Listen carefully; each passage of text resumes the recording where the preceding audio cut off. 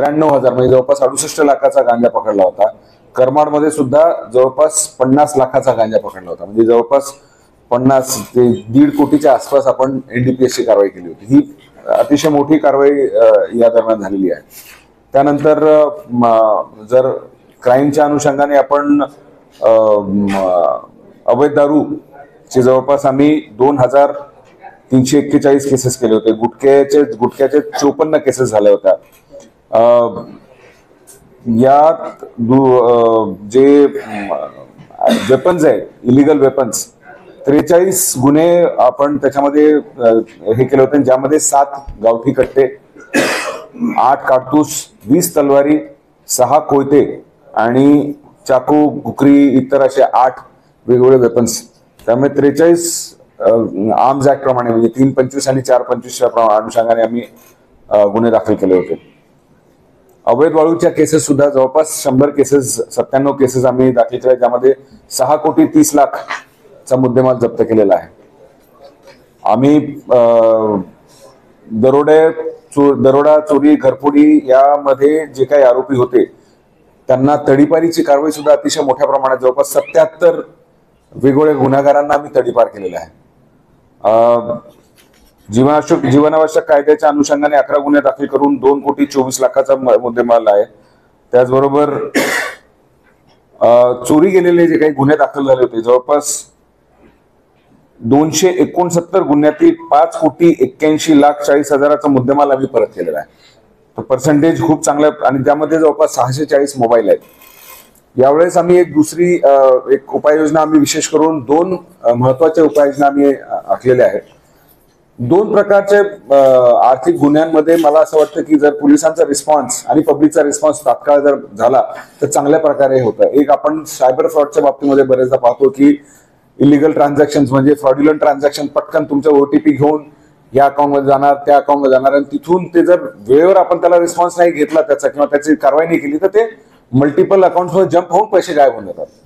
तर त्याच्यात जो एनसीआर पोर्टल जो आहे त्या पोर्टलमध्ये जी काही माहिती लागते ती आम्ही हा प्रयत्न करणार आहोत की तात्काळ ती माहिती पोलीस स्टेशनच्या माध्यमाने त्या पोर्टलवर भरून टाकली तर जे अकाउंट्स आहेत, ज्या अकाउंटमध्ये ते पैसे ट्रान्सफर झालेले असतात ते ताबडतोब फ्रीज करायचे. म्हणजे तुम्हाला उदाहरण दाखल जर मी सांगितलं तर मला वाटतं सायबर मागच्या वर्षी जवळपास फक्त हे सायबर पोलीस स्टेशन इथे किंवा पोलीस स्टेशनला वेळेवर आपण अकाउंट फ्रीज करून जवळपास 47 लाख रुपये आपण लोकांना परत केलेले, आणि अजूनही 1 कोटीच्या जवळपास 1,83,00,000 जे आहे ते अकाउंट फ्रीज केलेले. ते फ्रीज केले म्हणजे आपण कोर्टाच्या परवानगीने ते सुद्धा परत करणार आहोत. परंतु ही जी संख्या आहे ही अजून कैक पटीने वाढू शकेल जर आपण पब्लिकचा रिस्पॉन्स जो आहे तात्काळ आपल्याला पोर्टलवर जी माहिती भरायची आहे ती भरली तर ते तात्काळ ते अकाउंट फ्रीज होऊ शकतात. 1930 आहे ना, 1930 जो कॉल सेंटर आहे तिथं फोन करून ही जी माहिती भरली तर आपल्याला तात्काळ तो अकाउंट फ्रीज करता येतो. मग होतं काय की अशा वेळेस लोकांचा जो काही अतोनात नुकसान झालेला असतो, आपण गुन्हे दाखल अनेक वेळेस करतो, गुन्हे दाखल होऊन आरोपी अटक होतात, परंतु या प्रकारच्या केसेसमध्ये दुर्दैवाने पैसे जे आहेत ते पटकन गायब होऊन जातात. छत्तीसगडच्या सारख्या स्टेटमध्ये, झारखंड सारख्या स्टेटमध्ये, बिहार सारख्या स्टेटमध्ये तिकडे ते मल्टिपल अकाउंट्स मध्ये पैसे ट्रान्झॅक्शन होऊन लगेच एक अर्धा 1 तासामध्ये सगळा पैसा अकाउंट मधून सुद्धा गायब होऊन जातो. ते जर अर्ध्या तासाचा जो काही तो गोल्डन टाइम असतो त्या ह्याच्यामध्ये जर तो फ्रीज झाला तर तेवढे पैशांनी त्याला जास्त मग कोर्टाच्या परवानगीने आपल्याला परत करता येतात. तर ही एक प्रक्रिया आम्ही युनिफॉर्मली सगळ्या पोलीस स्टेशनमध्ये राबवणार आहोत, जेणेकरून एखाद्या व्यक्तीचा सायबर गुन्हा जर झाला आणि त्याचे अकाउंट मधून अकाउंट टू अकाउंट ट्रान्सफर झाले तर ते अकाउंट मध्ये तात्काळ फ्रीज करण्यासाठी जी काही प्रक्रिया आहे, जे फॉर्म भरायचे त्याच्यासाठी जे काही लागणार आहे, पॅन कार्ड, आधार कार्ड लागतं, ती सगळी चेकलिस्ट तयार करणे आणि पोलीस स्टेशन मधल्या सगळ्या अधिकारी कर्मचाऱ्यांना ट्रेन करणे, जेणेकरून तो रिस्पॉन्स टाइम हा काही मिनिटाचा व्हावा आल्याबरोबर. याचा आमचा प्रयत्न चालू आहे. दुसरा CIR पोर्टल आहे ज्यामध्ये मोबाईल चोरीचे, मोबाईल गहाळायचे. आता CIR पोर्टलच्या माध्यमाने एखादी मोबाईल गहाळ झाला, चोरीला गेला, स्नॅच झाला, त्या पोर्टलमध्ये टाकला तर तो मोबाईल आपल्याला ट्रॅक करायला तो कंटिन्युअस ट्रॅकिंगवर राहतो आणि आपल्याला तो मोबाईल ट्रॅक करण्यासाठी सुद्धा हे होतो. यामध्ये सुद्धा लोकांकडूनच तो फॉर्म भरला जातो. त्याच्यासाठी त्यांना पोलीस स्टेशनला जावं लागतं, पोलीस स्टेशनमध्ये ती तक्रार नोंदवावी लागते. तक्रार नोंदवलेली जे काही तुम्हाला कॉपी मिळते ती त्या साईटवर अपलोड करावी लागते. एकदा ते झालं की मग तो मोबाईल कंटिन्युअस ट्रॅकिंगवर राहतो. सुदैवाने तो चोरट्यांनी जर तो मोबाईल कोणाला दिला, विकला किंवा हस्तांतरण करून त्यांनी जर सिस्टम मध्ये आला की आपल्याला लगेच कळतं. त्या माध्यमाने सुद्धा आपण अनेक जवळपास मला वाटतं 750 मोबाईल 650 मोबाईल आम्ही मागच्या वर्षी परत केले होते. हे मोबाईलचा मिळण्याचं प्रमाण अनेक पटीने वाढू शकतो जर आपण ह्याच्यामध्ये सुद्धा तात्काळ प्रभावाने जर कारवाई केली तर. म्हणून ह्या दोन आमच्या हे आहेत. विशेष करून माननीय सीएम साहेबांनी काल जे आपल्याला माहिती असेल की 100 दिवसाचा एक आराखडा दिलेला आहे, ज्यामध्ये बाकीच्या गोष्टी तर आहेत पण ईज ऑफ लिव्हिंग म्हणजे लोकांना ज्याच्यामध्ये लोकांच्या जीवनामध्ये काही चांगला बदल घडू शकतो तुमच्या माध्यमाने, या अनुषंगाने प्रत्येक युनिटनी सीएम साहेबांनी सांगितलं की तुम्ही कोणत्या तरी 2 योजना तयार करा. तर त्या अनुषंगाने माननीय सीएम साहेबांच्या आदेशाने आम्ही ह्या 2 योजना आम्ही आता हे करणार आहोत, जेणेकरून मला असं वाटतं की आर्थिक जो नुकसान लोकांचा होतो त्यामध्ये तात्काळ प्रभावाने जर आपण ऍक्शन घेतली तर नक्कीच लोकांना त्याचा फायदा होईल. दुसरं, ट्रॅफिकच्या सुद्धा कारवाया खूप मोठ्या प्रमाणात झालेल्या आहेत. जर आपण 2023 आणि 2024चं कंपॅरिझन केलं तर 2023 मध्ये ड्रंक अँड ड्राईव्हच्या केसेस 126 होत्या, ज्या की मागच्या वर्षी 285 जवळपास दुप्पटीपेक्षा जास्त झालेल्या आहेत. त्याचबरोबर वाहन परवाने रद्द जे आहेत ते सुद्धा जवळपास दुप्पट केसेस वाढवलेले आहेत. वाहनाचे रजिस्ट्रेशनच्या निलंबनाची कारवाई 49 वरून 68-69 झालेली आहे, 1.5 पट झालेली आहे. दंड जो आहे तो 2023 मध्ये 4,16,00,000 होता, तो 5,37,00,000 झालेला आहे. इन्स्पाइट ऑफ द फॅक्ट की 24 मध्ये नॉनस्टॉप आपण 2 इलेक्शन्सला सामोरे गेलो आहोत. इलेक्शनचा काळ हे जवळपास 3 महिने आधी आणि 3 महिने 6 महिने आपण इलेक्शनच्या कारवायांमध्ये बाकीच्या कारवायांमध्ये बिझी असतो, परंतु तरी सुद्धा ट्रॅफिकच्या कारवाया खूप मोठ्या प्रमाणात वाढलेल्या आहेत. टोटल केसेस सुद्धा जवळपास 71,000 वरून 81,000 अशी जवळपास हजारांनी वाढ झालेली आहे. त्यामुळे ट्रॅफिकच्या अनुषंगाने जो चॅलेंज आम्हाला आहे त्यामध्ये सुद्धा आता पुढचा चॅलेंज आहे आमचा. आम्ही एक ब्लॅक स्पॉट जे आहेत, ब्लॅक स्पॉट म्हणजे ज्या ठिकाणी मागील 3 कंटिन्युअस वर्षामध्ये 5 पेक्षा जास्त मृत्यूमुखी लोक पडतात एका ठिकाणी, तर त्याला ब्लॅक स्पॉट जाहीर केला जातं.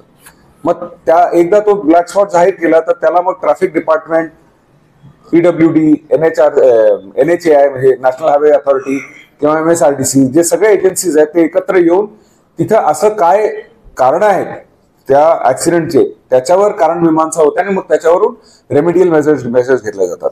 तो ब्लॅक स्पॉट अनालिसिस आमचा ह्या वर्षीचा झालेला आहे आणि त्या अनुषंगाने आम्ही आता त्या कारवाई करणार आहोत. मला खात्री आहे की पुढच्या वर्षी जेव्हा आपण भेटू त्यावेळेस जी फॅटॅलिटी आहे, मृत्युमुखी पावलेल्या लोकांची संख्या ऍक्सिडेंट्समुळे ती सुद्धा कमी झालेली असेल आणि ब्लॅक स्पॉटची संख्या सुद्धा कमी झाली असेल. हा एक आमचा फ्युचरचा प्लॅन आहे. महिलांच्या बाबतीत सुद्धा संवेदनशील रीतीने आम्ही कार्यवाही केलेली आहे आणि आपल्याकडे जे कौटुंबिक कलहातून जे काही प्रकार निर्माण होतात तेव्हा ASTU म्हणजे अँटी ह्युमन ट्रॅफिकिंग किंवा महिला सहाय्यक कक्ष आहे, त्यांच्या मदतीने आम्ही जवळपास 180 महिलांचे संसार जे आहेत ते तुटण्यापासून किंवा त्यांना पूर्ववत करण्याचा प्रयत्न झालेला आहे. त्याच्यात आम्ही सक्सेसफुल सुद्धा झालेले आहोत. त्याचबरोबर अनैतिक मानवी वाहतूक प्रतिबंधक कक्षाचे जे आमचे अधिकारी कर्मचारी आहेत त्यांनी जवळपास 11 कुंटणखान्यावर म्हणजे पिठाचे 11 केसेस करून 33 पीडितांना आम्ही त्यांची सुटका केलेली आहे. त्यामध्ये जे आरोपी आहेत त्यांना 3, 4 आणि 5 ASTU कायद्यान्वये आम्ही त्यांच्यावर कारवाई करण्यात आलेली आहे. तसेच दामिनी पथक सुद्धा अतिशय चांगल्या प्रकारे त्यांनी या दरम्यान कार्यरत होते आणि जवळपास 69 लोकांवर रोड रोमिओ ज्याला आपण म्हणतो रोड रोमिओवर आम्ही कारवाई केलेली आहे. डायल 112 एक आपल्याला माहिती असेल यंत्रणा आहे. डायल 112 ची जी कारवाई आहे, जे आपण आधी 100 नंबर होतो तो आता डायल 112 झालेला आहे. त्यामध्ये सुद्धा मला अतिशय आनंदाने आपल्याला सांगावं असं वाटतं की मागील 3 ते 4 महिन्यापासून आम्ही सतत महाराष्ट्रामध्ये 2ऱ्या किंवा 3ऱ्या स्थानावर आहोत आणि आपला ओव्हरऑल जो टायमिंग आहे सरासरी ह्या 5 मिनिटं 32 सेकंद आहे, which is good, which is absolutely म्हणजे विशेष करून तेव्हा जेव्हा औरंगाबादची जी परीक्षा जो जिल्हा आहे त्याची जॉग्राफिकल एरिया खूप मोठा आहे. नंबर 1. नंबर 2, रस्ते आतले इंटिरियर रस्ते खराब आहेत. ते असताना सुद्धा तुम्ही ह्याचा अर्थ असा आहे की 2 नंबरवर आहे, म्हणजे आमच्यावर बहुतांश वेळेस मीरा भाईंदर कमिशनरेट आहे. मीरा भाईंदरचा कमिशनरेट शेवटी त्यांच्याकडे गाड्या जास्त असतात, एरिया खूप कमी असतो. त्या मानाने जर आमचं टायमिंग चांगलं आहे तर that is a big achievement असं मला वाटतं. आपण प्रथम एज्युकेशन फाउंडेशन जे आहे सोशल जो आमचा कॉज आहे त्या अनुषंगाने सुद्धा मागच्या वर्षी जवळपास 2000 सुशिक्षित तरुण तरुणींना आम्ही प्रशिक्षण दिलं आणि जवळपास 500 तरुणांना कलवानिया साहेब जेव्हा एसपी होते त्यावेळेस ती संकल्पना राबवून 500 तरुणांना आम्ही नोकरीची संधी उपलब्ध करून दिलेली आहे. या वर्षी सुद्धा आम्ही जी प्रथम एज्युकेशनल फाउंडेशन आहे, इन्स्टिट्यूट आहे आमचा, ह्या वर्षीचा आमचा एक एम हा राहील की आम्ही अशा ठिकाणी जास्त करून प्रयत्न करणार आहोत जिथे एकतर गुन्हेगारी प्रवृत्ती वाढलेली आहे किंवा अनएम्प्लॉयमेंट जास्त वाढलेली आहे. शहरामध्ये एम्प्लॉयमेंटचे स्कोप जास्त आहे, शिक्षण झालेलं असतं मुलांना, परंतु अजूनही असे अनेक तांडे आहेत, असे अनेक खेडेपाडे आहेत जिथे अजूनही अशिक्षित मुलांचं प्रमाण जास्त आहे. दुर्दैवाने गुटखा आणि मोबाईल त्याचबरोबर वेगवेगळे ज्याला म्हणतो ऑनलाईन गेम्स याच्या विळख्यात अडकलेले जे मुलं आहेत त्यांना बाहेर काढून त्यांना ज्याला कन्स्ट्रक्टिव्ह एम्प्लॉयमेंट आहे किंवा ट्रेनिंग याचा प्रयत्न करून मला वाटतं ही प्रथम जी एज्युकेशनल इन्स्टिट्यूट आहे अतिशय उत्कृष्ट काम करते. आपल्याला माहिती आहे की नाही मला माहित नाही, परंतु ती इन्स्टिट्यूट जे आहे जवळपास 3 महिन्याचा ट्रेनिंग कोर्स आहे तो, 2-3 महिन्याचा, आणि त्याच्यामध्ये 100% फ्री ट्रेनिंग दिली जाते. त्यांना या दरम्यान पूर्ण जेवण, राहणं आणि ड्रेस हे सगळं ती एज्युकेशनल इन्स्टिट्यूट जे खुलताबादमध्ये जी इन्स्टिट्यूट आहे ती प्रोव्हाइड करते. आणि अतिशय नामांकित कंपनीज आहेत, म्हणजे इंटरनॅशनल किंवा मल्टीनॅशनल कंपनीज पासून बजाज सारख्या अनेक कंपनी, मी त्याचा ब्रोशर पाहिला होता, ITC ताज 5 स्टार हॉटेल्स मध्ये सुद्धा आपले मुलं इथून लागलेले आहेत. त्यामुळे त्या मुलांना जिथं गुन्हेगारी प्रमाण जास्त आहे, जिथं अनएम्प्लॉयमेंटचं प्रमाण जास्त आहे आणि जर त्यांना वेळेत लक्ष नाही दिलं तर उरलेले मुलं सुद्धा कदाचित गुन्हेगारीकडे प्रवृत्त होऊ शकतील, अशा मुलांकडे लक्ष घालण्याचा आमचा यावर्षी विशेष करून हे राहणार आहे. त्याचबरोबर मागच्या वर्षी 2024 मध्ये आम्ही सप्तरंग ही राज्यस्तरीय एक लघुपट योजना घेतली होती, कॉम्पिटिशन घेतली होती, शॉर्ट फिल्म कॉम्पिटिशन. त्यामध्ये से नो टू ड्रग्सच्या अनुषंगाने शॉर्ट रील्सची कॉम्पिटिशन घेतली होती. यावर्षी आत्ता म्हणजे रेझिंग डेच्या माध्यमाने हा 2025 आहे, परंतु कॉम्पिटिशन आपल्याला माहिती आहे की जवळपास आम्ही 12,000 विद्यार्थ्यांमध्ये सायबर अवेअरनेसचं कॉम्पिटिशन घेतली होती. कॉम्पिटिशन घेण्यापेक्षा माझं वैयक्तिक मनोगत किंवा इच्छा ही होती की आम्ही एक त्यांना बारकोड देऊन टाकला होता आणि मुलांना हा सांगितलं होतं की तुम्हाला ही कॉम्पिटिशन घेण्यासाठी जे काही सिलेबस आहे ते या पुस्तकामध्ये आहे. तो पुस्तक जो आहे तो आम्ही त्यांना ऑनलाईन एक लिंक देऊन टाकली होती. त्या मुलांनी त्या कॉम्पिटिशनच्या निमित्ताने 12,000पैकी मला वाटतं जर 7,000 ते 8,000 मुलांनी जरी वाचलं असेल पुस्तक तर त्याच्यामधून एक जुजबी माहिती, प्राथमिक माहिती सायबर वर्ल्ड बद्दल आणि त्यापासून कशा प्रकारे वाचायचं आहे याबद्दल ती माहिती आम्ही त्या पुस्तकाच्या माध्यमाने या कॉम्पिटिशनच्या माध्यमाने देण्यात आली. अतिशय उत्कृष्ट प्रतिसाद होता आणि त्यातून प्रत्येक डिव्हिजन मधून आम्ही ज्या शाळांनी भाग घेतला होता त्याच्या 8वी 9वी 10वीतल्या विद्यार्थ्यांनी त्या कॉम्पिटिशन मध्ये भाग घेतला आणि पहिला, दुसरा, तिसरा असे 3 ट्रॉफीज आम्ही 8-24 ट्रॉफीज आणि कॉम्पिटिशन सर्टिफिकेट्स दिले होते. दरवर्षी एक हे करतो की आमचा प्रयत्न आहे आमच्या अधिकारी कर्मचाऱ्यांचं वेलफेअर सुद्धा. बऱ्याचदा असं होतं की अधिकारी किंवा कर्मचारी रिटायर होतात परंतु त्यांचे पेन्शनचे कागदपत्र जे आहे ते तयार नसतात आणि मग त्या कारणाने पेन्शन उशिरा मिळते. एक आमचा मानस हा आहे की जर आपण शेड्यूल ठेवलं की एखादी व्यक्ती जर आजपासून 6 महिन्यानंतर रिटायर होणार आहे तर त्याचे कागदपत्रांची जुळवाजुळव आतापासूनच जर केली तर ज्या दिवशी तो रिटायर होईल त्या दिवशी त्याची पेन्शनचे कागदपत्रे फक्त शाल आणि श्रीफळ न देता, मला वाटतं तो सगळ्यात जास्त चांगला उत्कृष्ट सेंड ऑफ राहील आणि वेलफेअर. तर तो एक आमचा एक मानस आहे आणि मला माझ्या जे अधिकारी कर्मचाऱ्यांनी ते प्रॉमिस केलेलं आहे की ते 100% त्याचा सुद्धा प्रतिसाद मिळेल. या दरम्यान अजून एक उपक्रम आम्ही हाती घेतला होता. आपल्याला सर्वांना माहिती आहे की लहान मुलांच्या बाबतीमध्ये जो सेक्शुअल हॅरासमेंटची केसेस दुर्दैवाने बऱ्याचशा ठिकाणी आपल्याला ऐकायला मिळतात. शाळा कॉलेजेसमध्ये विशेष करून लहान प्रायमरी स्कूल असेल किंवा मिडल सेकंडरी स्कूल असतील, त्यांना असं जर आपल्या आसपास कोणी करत असेल तर नक्की काय करायचं हे माहिती नसतं, घाबरून जातात बिचारे आणि ते सहन करतात. त्यामुळे गुड टच आणि बॅड टचचा जो काही छोटासा एक ट्रेनिंग किंवा लेक्चर आम्ही काही जवळपास 1-1.5-2 वर्षापासून करतोय. त्यात मला असं जाणवलं की बऱ्याचदा ऑडिओ व्हिज्युअल माध्यमाने म्हणजे व्हिडिओ असेल किंवा फिल्म असेल त्या माध्यमाने आपण तो ट्रेनिंग किंवा मुलांना त्याबद्दल जागरूक करण्याचा प्रयत्न करतो. पण बऱ्याचदा ग्रामीण भागामध्ये प्रोजेक्टर मिळत नाही, लॅपटॉप मिळत नाही. म्हणून मग आम्ही एक कल्पना त्याच्यात काढली की जे पॉवर पॉईंट प्रेझेंटेशन लॅपटॉपच्या माध्यमाने किंवा प्रोजेक्टरच्या माध्यमाने देणार आहे त्याला जर आपण कॅलेंडरच्या स्वरूपामध्ये दिलं तर आमच्या अधिकारी कर्मचाऱ्यांना त्याला लेक्चर द्यायला अतिशय सोपं होईल आणि ते सचित्र जे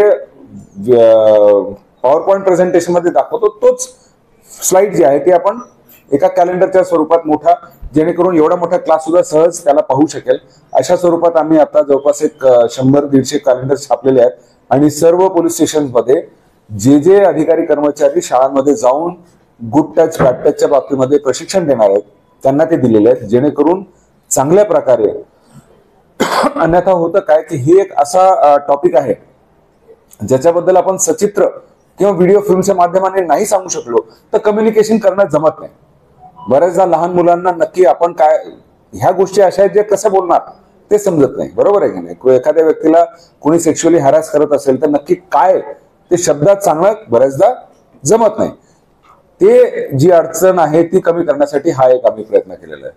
मला वाटतं अशा प्रकारे हा 2024 हा आमचा कार्यकाळ गेलेला आहे आणि पुढे सुद्धा 2025 मध्ये सुद्धा आपण जसं 2024 मध्ये आम्हाला साथ दिली तशी पुन्हा एकदा साथ द्याल याच आशेने मी आपली कोऑपरेशनची अपेक्षा बाळगतो. थँक्यू.